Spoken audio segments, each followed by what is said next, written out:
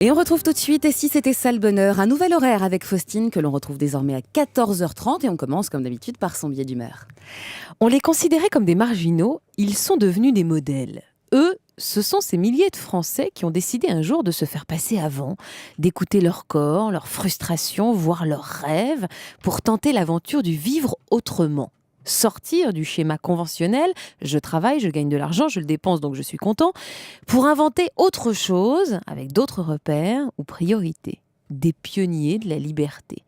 Avant la crise, avant l'angoisse de la consommation anti-écolo, ils se sont inventés leurs propres réponses en sortant du rang.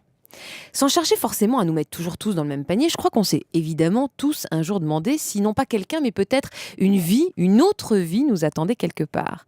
À l'étranger peut-être, ailleurs en tout cas, une vie sur mesure qui nous conviendrait mieux, qui utiliserait davantage nos dons.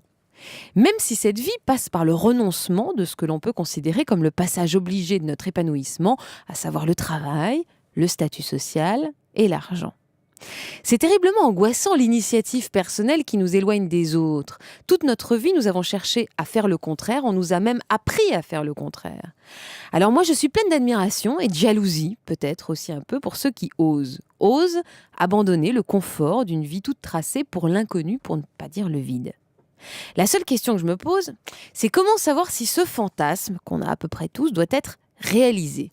Quelle est la frontière ? Comment savoir si je prends simplement du plaisir à rêver, comme vous, comme nous tous, ou si ce fantasme peut vraiment se muter en projet ? Faut-il vraiment franchir le pas, ou au contraire, faut-il laisser cette autre vie à sa juste place, un Graal ou un doute ?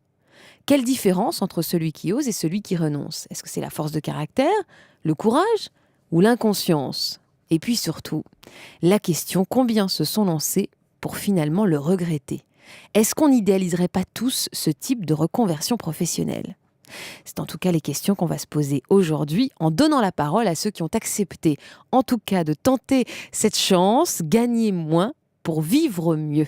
Bienvenue dans « Et si c'était ça le bonheur », l'émission qui vous chouchoute jusqu'à 15h30. Laissez-vous aller, notre priorité, c'est vous. Europe 1. 14h30, 15h30, et si c'était ça le bonheur ?